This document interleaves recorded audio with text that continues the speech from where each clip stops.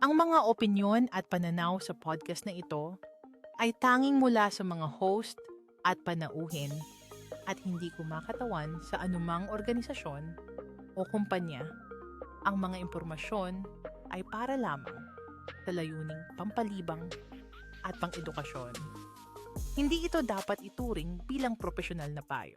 Welcome back, guys. Nandito na naman tayo for another episode ng Kwentuhan Lang Walang Personalan Podcast. It's Aves.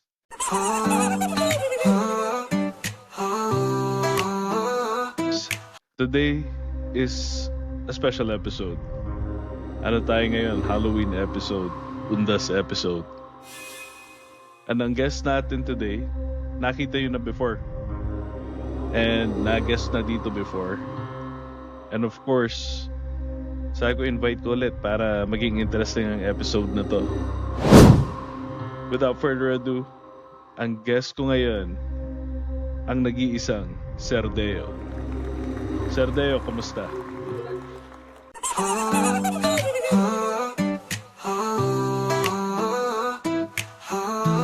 What's up, sir? Magandang hapon. Dito sa Pilipinas, sir. Magandang hapon, sir.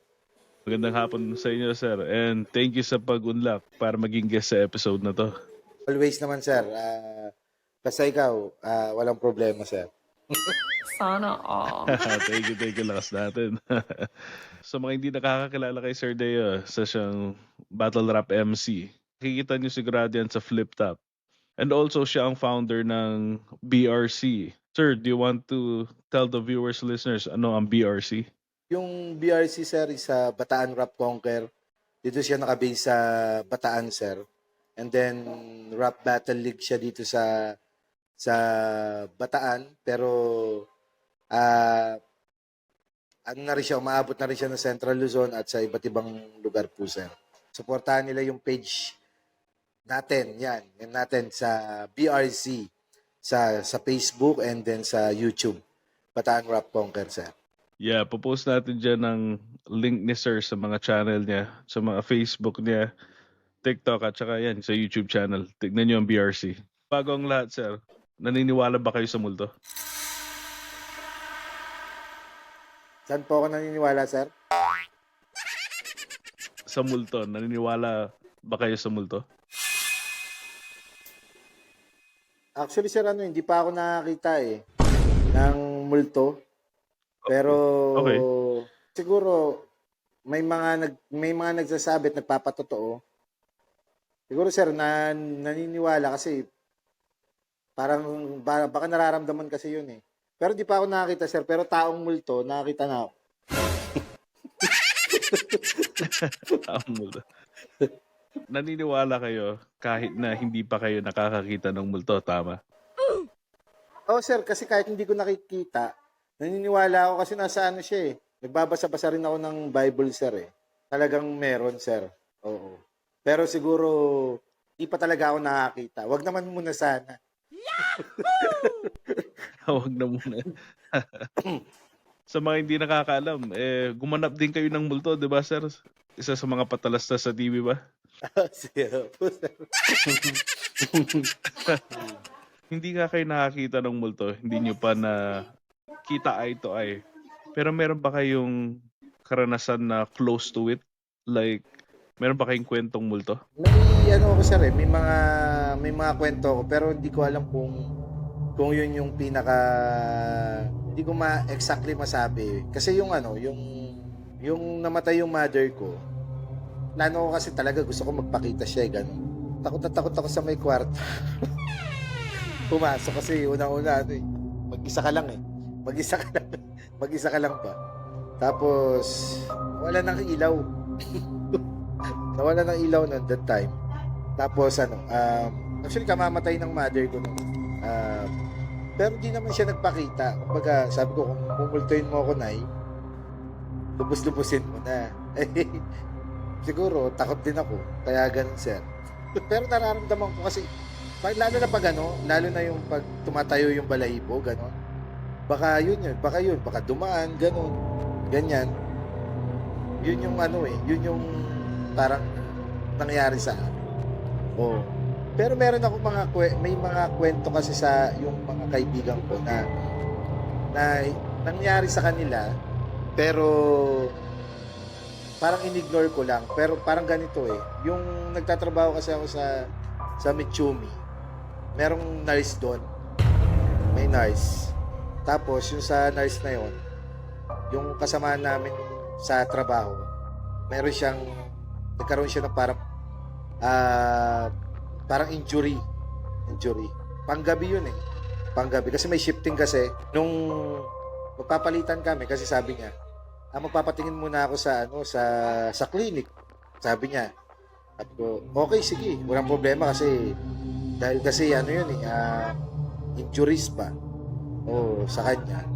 Tapos, nandun na siya sa may part na yun na nakapagpatingin na siya. Ngayon, naiwan siya dun sa may clinic. Kausap niya yung nurse. Yun yung sabi niya. Kasi gano'n.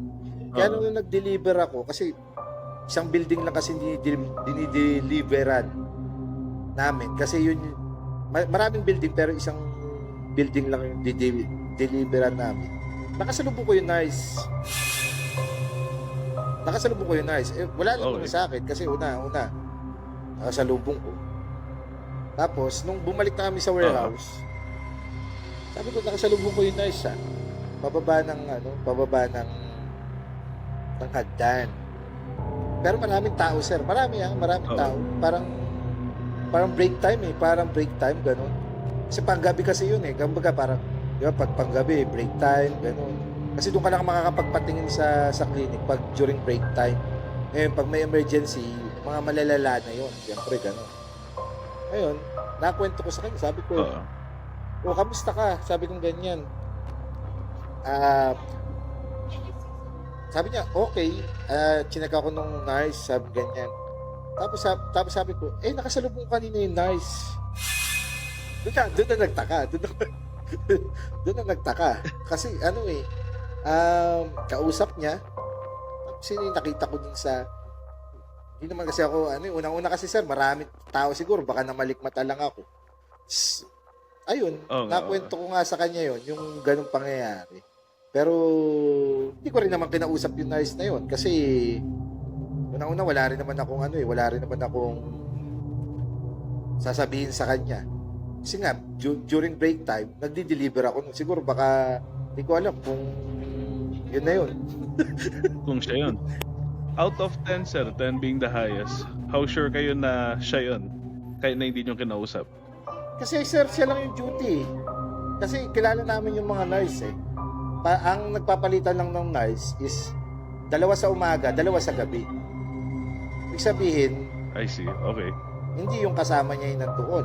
Ibig sabihin, kasi during break time kasi may kami, yung parang yung shift, 2 sa umaga ng nurse, 2 sa yung bali kasi 4 na building ko tutusin. 4 na building.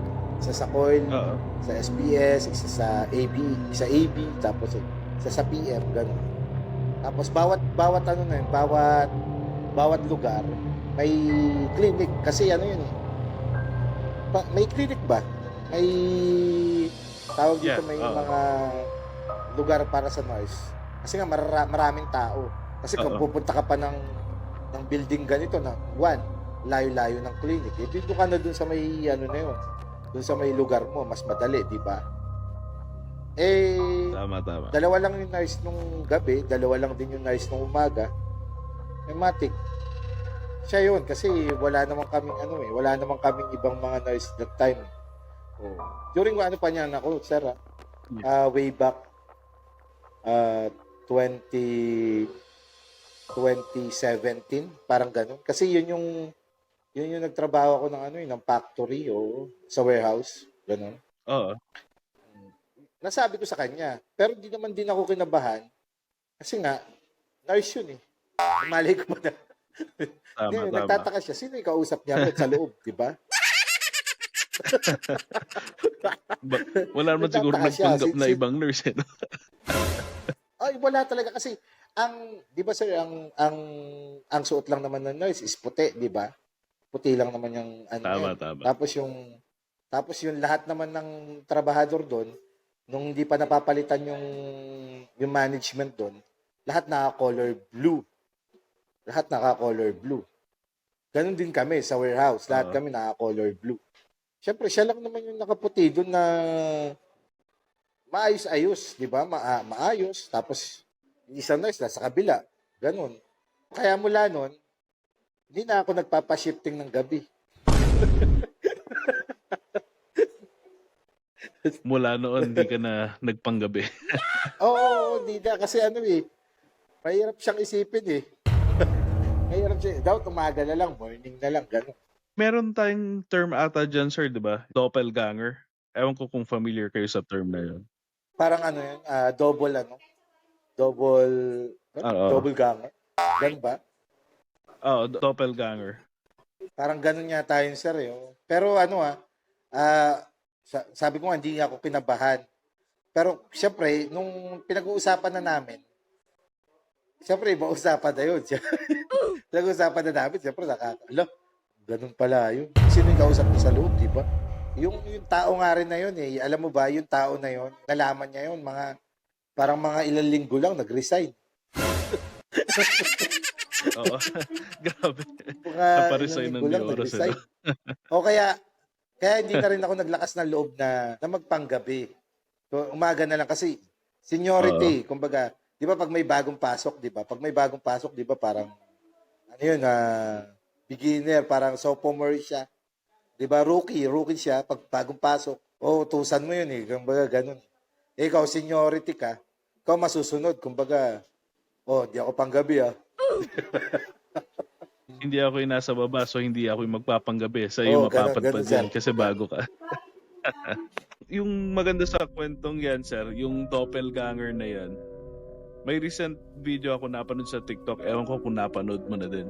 It's about babae na nasa kanyang bahay, nasa kwarto niya, may CCTV sa kwarto niya. And then, yun, yung nasa kwarto, yung babae at saka yung anak niyang nasa playpen. Bumukas yung pintuan niya. Habang nasa loob silang dalawa nung anak niya sa kwarto, di ba? Yung pagkakaalam niya, sila lang dalawa sa bahay. So, bumukas yung pintuan ng kwarto niya. Pagkabukas nung pintuan ng kwarto niya, nakita niya yung asawa niya. And then, nung kinakausap niya yung asawa niya, sabi niya ganyan, ba't nandito ka na sa bahay? Maaga pa. Uwi ka na pala. Hindi kumikibo daw yung asawa niya. And bumaba lang yung asawa niya. Ginawa ng babae, sumunod siya. Sunundan niya yung asawa niya. Pero yung CCTV, nakikita mo lang yung sa kwarto. So bumaba yung babae, naiwan yung bata sa playpen mag-isa. Yung salaysay ng babae, bumaba siya, and then hindi siya makagalaw. Para nag-freeze daw siya. Kasi hindi niya pala asawa yon. Pero hawig niya. Siguro ba ganun yung nakita ko, sir, no? Kasi hawig din eh. At saka parang siya talaga. Oo. Yung end lang ng video, sir, syempre nag-freeze siya sa baba sa sobrang takot. Mga nag-freeze siya ng a few minutes. Yung makita mo sa CCTV, paakyat sa kwarto niya, then sumisigaw-sigaw and talagang takot. Nakita ko rin recently sa balita yun kasi nga nag-trending sa TikTok. Nakakaano yung ganun, sir, pag lalo't hindi mo naman intention na, kunyari, halimbawa, hindi mo naman intention na makakita, na tapos, magugulat ka na lang, may magkukwento sa'yo, di ba? Nakakatakot ka. Tama. Nakakatakot. Ay, tanong ko sa'yo, sir. Sabi mo, hindi ka pa nakakita ng multo, di ba? What if makakita ka ng multo, anong sa tingin mo magiging reaction mo? Kung ano magiging reaction ko, sir, ang masasabi ko lang, una, matatakot ako, syempre. Oo, kasi hindi pa talaga ako nakakita. Syempre, kung makakita naman ako bukas, matatakot talaga ako. Pagugulat. And then also, siguro, maraming buntong hininga. Hindi mo naman talaga malalaman unless maranasan, di ba? Pwedeng yung matakot ka, mabigla ka, or pwedeng baka mag-freeze ka lang dyan na hindi ka makagalaw at hindi ka makaimik di ba? yun nga yung inisip ko, sir, baka di ako makaimik, di ako makagalaw. Sa sobrang takot yung ganun. Kung ako tatanungin, sir, kung makita naman na nila yung mukha ko, baka sila pa yung matakot. Hindi naman siguro, di naman. ano yung magtatakutan? Baka mamaya sila pa, Diba? baka mamaya sila pa yung matakot sa akin. Oo nga. Grabe. Nabanggit nyo, di ba, nung nag-pass away nga yung mom nyo, wala ka namang nakita, pero feeling mo, naramdaman mo kasi sumara yung ilaw ba sa kwarto or sa bahay nyo? Paano nangyari yun? Sa bahay namin, sir, may bahay kami dati sa Maribeles. Tapos hindi naman siya kwarto. Kumbaga parang isang bahay. Baga ganun. Mag-isa lang ako noon kasi siyempre, kalilibing, ganun. Tapos mag-isa lang din ako doon. Kasi yung the rest ng mga kamag-anak namin sa Nueva Ecija, nag-uwian na siya. Nag-uwian na. Ngayon, siyempre, di ba pag may mga kamag-anak, after the living, nag-uwian na, di ba?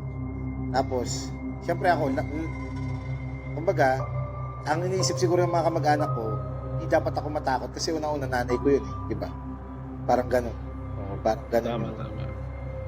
Yung sitwasyon. Siyempre ako, naglakas loob ako. Siyempre, tawag dito unang-una nga, mother mo yun. Tapos siyempre, matutulog ako.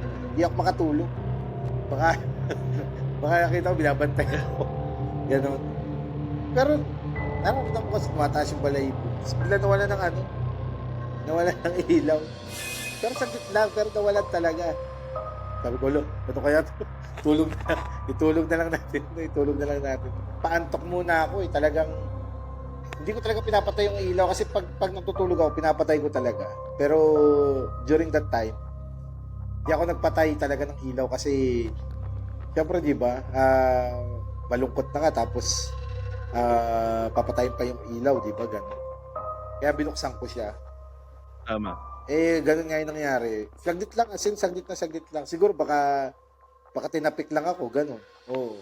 Pero nakakatakot pa rin yung mga ganung eksena Diba? na mag-isa ka lang sa bahay tapos atakihin ka ng ganun. Baka tuluyan ako atakihin. Baka pinapaalalahanan ka lang, sir. Nagsasayang ka daw ng kuryente. Baka nga siguro, sir. Baka siguro, patayin mo na yan, siguro. Diba? O, patay mo na yan. Kaya, sa kuryente. pero nung tumagal ng tagal na, nasanay na. Sanay na. Pwede nang patayin yung kuryente, ganun. Yung ilaw, tuwing gabi, ganyan. Pero nung mga siguro, I think, maabot ng nasa 1 week din 1 week. Oo. Bago ko na overcome yung yung parang takot ko, ganun. Nay, wag mo kumultuin na. Naman niya. Tutulog lang ako. Mga ganyang atake ba?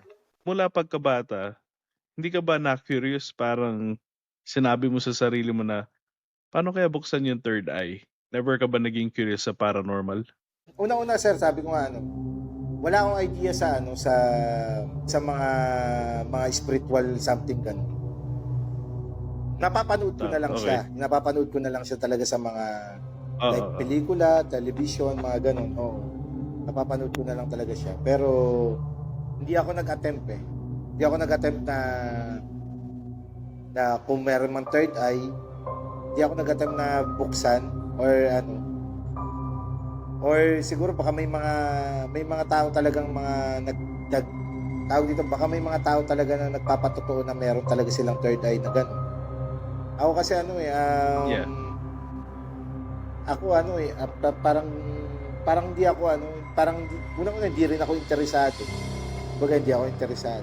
Pero naniniwala ako na may mga taong gano'n. Ay, sa akin, sir, naman, yung I know, ikaw, hindi ka curious nung bata ka, di ba? So, baka medyo opposite tayo. Nung ako dati, curious ako in a way na, yun, pag napapanood mo sa TV, or, alam mo yun, narinig mo yung kwento, parang curious din. Ewan ko kung naabutan mo, nung bata-bata ako, meron din mga book dati sa National Bookstore na, yung mga horror, mga kwentong Yes, sir. nakakatakot. Oo, mga kababalaghan, mga ganun. Yeah, I forgot anong title ng mga books na yun. Manipis lang sila na maliit. Na siguro mga 5 inches by 5 inches, mga tipong ganun. Anyway, yun. And then meron ding mga, yun, binabasa ko na sabi ko, how to, open the third eye. Parang ganun. Curious lang ba? Pero, ayun, yung kasama ko nun, yung pinsan ko, tinatry namin. Pero, wala rin nangyari. So, baka hindi blessed sa third eye. Kasi, may mga nagsasabi sir, yung mga,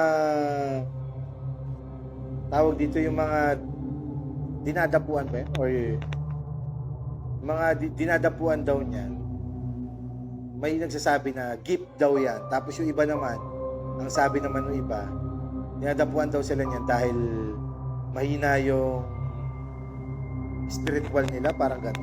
Kasi may mga, di ba meron tayong mga sikat na mga ganyan na nakakita sir ng pangitain, tapos o kaya naman mga multo talaga. May mga sikat diyan na kilala sir, di ba?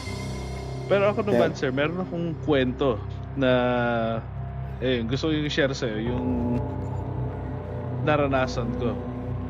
So this one is nung high school ako. Yung school na to, which I was told is it used to be a cemetery. Oh. So, yun, panahon daw ng Kastila, cemetery daw siya. And yun, tinayuan ng school. One night, mag-overnight kami sa school kasi merong magaganap na stargazing. Naranasan nyo na ba yung stargazing, sir? Are you familiar? Oh sir, na ko na yung mga yan. So alam mo yun, mag-overnight sa school para obserban yung mga stars, syempre, di ba? Usually, nangyayari yan mga, let's say, 8 p.m. to midnight. Then, after midnight, mga 2 a.m., nag-decide kami mga kaklase ko na maliligo kami. Ayun, para presko kasi alam mo na mainit-init. We decided na maliligo kami sa isa sa mga bagong building ng school. Ligo kami sa 3rd floor. Most likely kasi walang tao doon. Yung mga restrooms, lalaki, and then may babae. Pero magkatabi yan, syempre. Pero magkahiwalay pero magkatabi. So ito yung layout ng bawat floor. So the layout is pareho siya ng 3rd floor, 2nd floor, 1st floor. So dalawang banyo sa left side, lalaki, babae. And then isang mahabang hallway papunta sa dulo ng building. Again, dun sa dulo is banyo din, babae, panlalaki, hiwalay. And like I said, parehong format yan, yung 1st, 2nd, 3rd floor. Ligo kami sa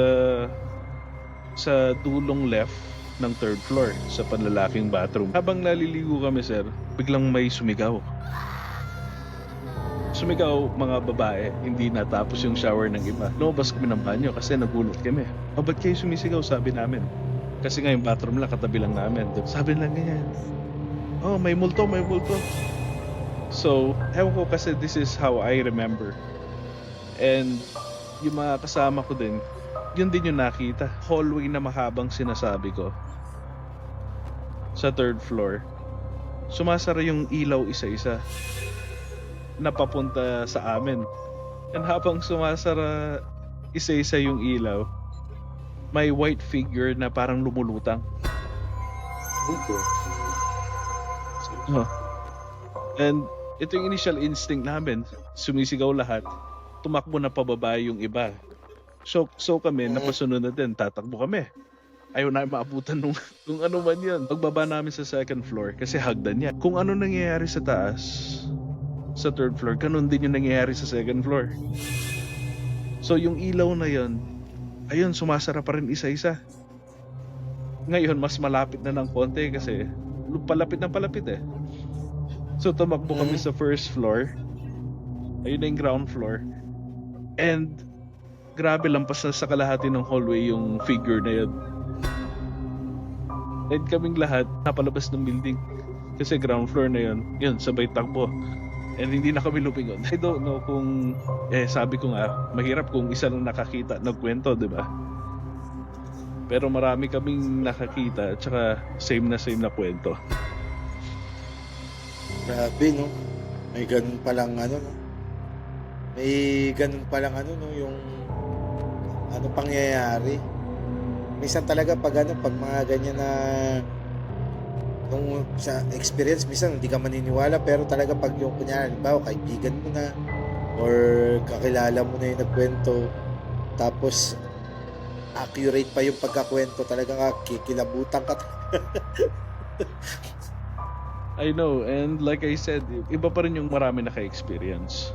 And same kayo ng kwento. Sir, Diba? Pero pa ako isang kwento actually, mabilis lang na kwento, but same location. Second year high school ako. Yung mga building doon, since medyo makaluma, may nakaharang na building, medyo madilim yung ibang kwarto kasi nga nakatakip ng building. Yung first 4 classrooms, medyo natatakpan ng building, so madilim yun. Yung tanging ilaw mo lang is yung ilaw sa classroom.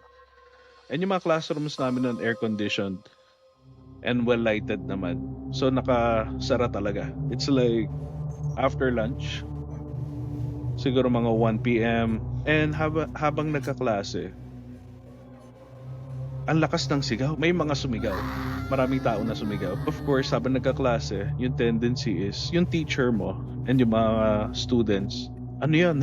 So lumabas kami sa classroom namin. And yung isang classroom na nasa pinakadulo, yung pinaka first room, yung mga students umiiyak at saka sumisigaw. Nasa labas na ng classroom, nagtakbuhan sa labas. Buong class to, which composed of mga 30 plus students. So lahat sumisigaw. And then they look really rattled. And yung kwento is, syempre, na-curious lahat. Bakit kayo sumisigaw? Ba't kayo lumabas ng classroom? Ba't kayo umiiyak? Yung kwento noon is, yung nagkaklase daw sila, sumara yung ilaw. Like I said, diba yung first 4 classrooms, yung tanging ilaw lang nila is yung ilaw sa loob ng classroom. So, pag sinara mo yung ilaw, wala kang makikita talagang ilaw sa labas ng bintana. Talagang pitch black, madilim. And nung sumara daw yung ilaw, hindi daw sila makagalaw. And then, habang di makagalaw, ang daming lumabas daw na puting figure sa loob ng classroom. grabe. Yeah, so that lasted for, hindi na lang maalala gaano katagal, but it felt like forever daw, syempre. Hindi kayo makagalaw. Lumabas silang lahat. Nung nakagalaw na sila, talagang takbuhan, hiyawan, iyakan. And yun yung kwento. Grabe, no? Yung experience ng mga ganyan, no? Sana hindi ko na ma-experience. Parang nakakatakot na. Magandang pag-usapan, interesting tulad nito na pag-usapan natin. Opo. Pero pag ikaw na yung nasa sitwasyon na yun, hindi na masaya. Anyway, sir, yun, nakwento natin yung mga karanasan natin. Yung mga Opo, multong sir. kwento natin. Alam ko ikaw, medyo walang hindi mo talaga hilig or wala ka talagang kwento masyado. Wala po talaga akong masyado. Yun lang po yung mga, kumbaga, experience. Yun nga, sa nurse, tapos yung sa mother ko. The rest of that, wala na akong may kwento na mahirap naman magsinungaling na hinawakan ako ng multo, ganito, ganito. Di ba? Di ba? Yun lang yung may share ko talaga, sir, eh. Kaya talagang mahirap naman mag-invento ng kwento na hindi naman totoo. Yun mga na-experience ko lang, yung pwede ko talagang ma-share. Or something, baka pagkatapos ng usap natin, makaranas na.